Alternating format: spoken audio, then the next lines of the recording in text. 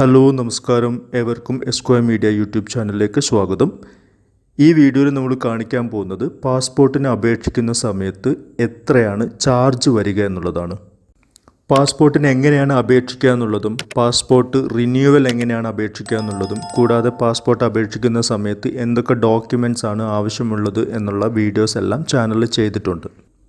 പക്ഷേ ചില ആൾക്കാർ, അതായത് അവർക്ക് സ്വയം അപേക്ഷിക്കാനുള്ള പേടി കൊണ്ടോ അല്ലെങ്കിൽ അറിവില്ലായ്മ കൊണ്ടോ അവർ അപേക്ഷിക്കുവാൻ വേണ്ടി പല ജനസേവാ കേന്ദ്രങ്ങൾ, അക്ഷയ സെൻറ്ററുകൾ, അതുപോലെ ഓൺലൈൻ സർവീസ് കേന്ദ്രങ്ങളിലൊക്കെ പോവാറുമുണ്ട്. പല സ്ഥലങ്ങളിൽ നിന്നും 2000 രൂപ വരെ ഓരോ പാസ്പോർട്ട് അപേക്ഷയ്ക്കും വാങ്ങുന്നതായിട്ട് അറിയാൻ കഴിഞ്ഞു. അപ്പോൾ ആക്ച്വലി എത്രയാണ് ഓരോ അപേക്ഷയ്ക്കും, ഓരോ തരത്തിലുള്ള അപേക്ഷയ്ക്കും കോസ്റ്റ് വരിക, എത്രയാണ് അതിൻ്റെ ഫീസ് വരിക എന്നുള്ളതാണ് ഈ വീഡിയോയിൽ കാണിക്കാൻ പോകുന്നത്. നമുക്ക് വീഡിയോയിലേക്ക് കടക്കാം.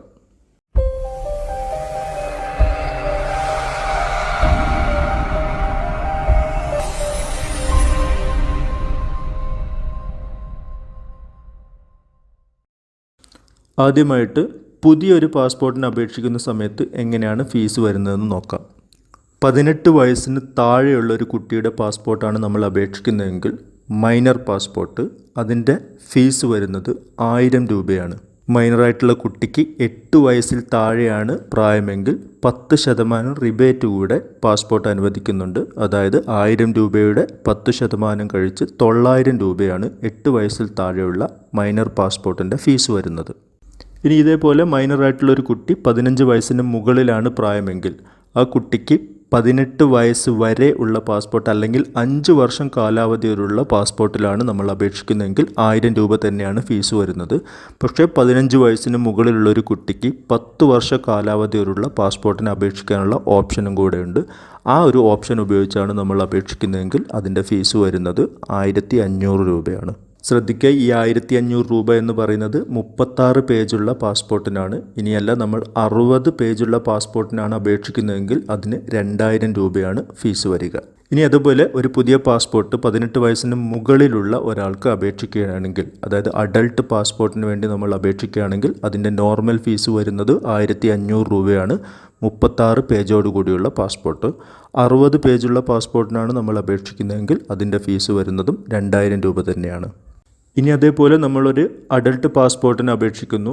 അപേക്ഷകൻ്റെ വയസ്സ് 60 വയസ്സിൽ കൂടുതലാണെങ്കിൽ, അതായത് അപേക്ഷകൻ സീനിയർ സിറ്റിസൺ കാറ്റഗറിയിൽ പെടുന്ന ആളാണെങ്കിൽ 10% റിബേറ്റ് ഈ ഒരു കാറ്റഗറിയിൽ പെടുന്ന അപേക്ഷകൻ്റെ ഫീസിലും ഇളവ് പാസ്പോർട്ട് അനുവദിക്കുന്നുണ്ട്. അതായത് 1500 രൂപയുടെ 10% റിബേറ്റ് കഴിഞ്ഞ് 1350 രൂപയാണ് 60 വയസ്സിന് മുകളിലുള്ള പാസ്പോർട്ട് അപേക്ഷകൻ്റെ ഫീസ് വരുന്നത്.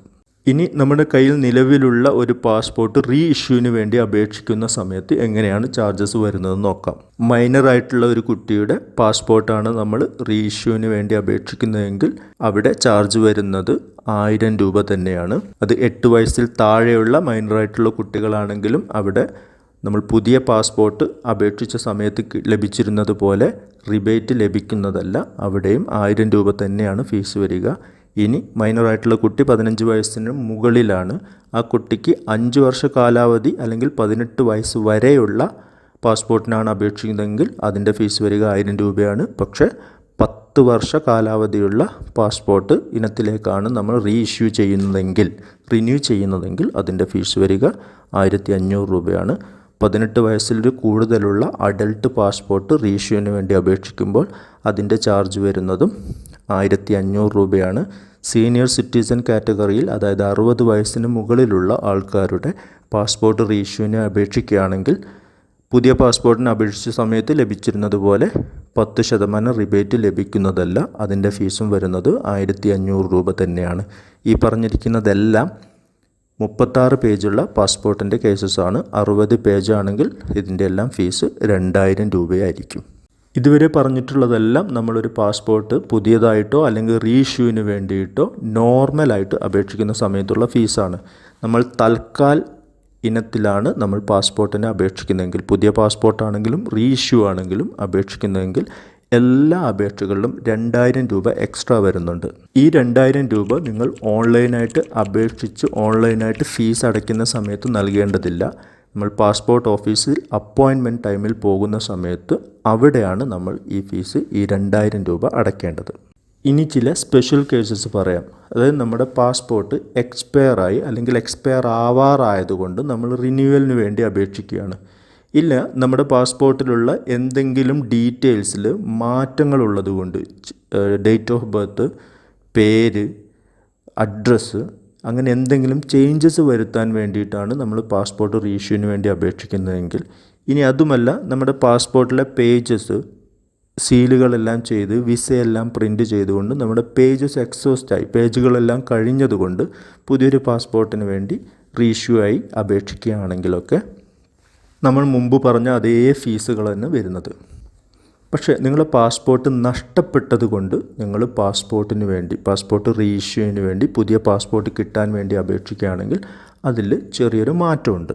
നിങ്ങൾ പാസ്പോർട്ട് നഷ്ടപ്പെട്ടു, അതിനുശേഷം പാസ്പോർട്ട് റീഇഷ്യൂവിന് വേണ്ടി അപേക്ഷിക്കുകയാണെങ്കിൽ നിങ്ങളുടെ പാസ്പോർട്ട് എക്സ്പയർ ആയതിനു ശേഷമാണ് നിങ്ങൾ അപേക്ഷിക്കുന്നതെങ്കിൽ നിങ്ങൾക്ക് നേരത്തെ പറഞ്ഞ അതേ റേറ്റുകൾ തന്നെയാണ് വരിക. 1000, 1500 രൂപ അങ്ങനെ തന്നെയാണ് വരിക. പക്ഷേ നിങ്ങളുടെ പാസ്പോർട്ട് നഷ്ടപ്പെട്ടു, പാസ്പോർട്ടിൻ്റെ കാലാവധി തീർന്നിട്ടുമില്ല, എന്നിട്ട് നിങ്ങൾ റീഇഷ്യൂവിന് വേണ്ടി അപേക്ഷിക്കുകയാണെങ്കിൽ അവിടെ ഫീസ് വരിക 3000 രൂപയാണ്.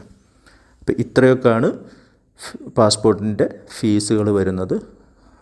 വീഡിയോ ചിലർക്കെങ്കിലും ഉപകാരപ്പെട്ടിട്ടുണ്ടാവുമെന്ന് വിചാരിക്കുന്നു. എല്ലാവരും ചാനലൊന്ന് സബ്സ്ക്രൈബ് ചെയ്ത് സപ്പോർട്ട് ചെയ്യുക. അടുത്ത വീഡിയോയിൽ കാണാം. Bye bye.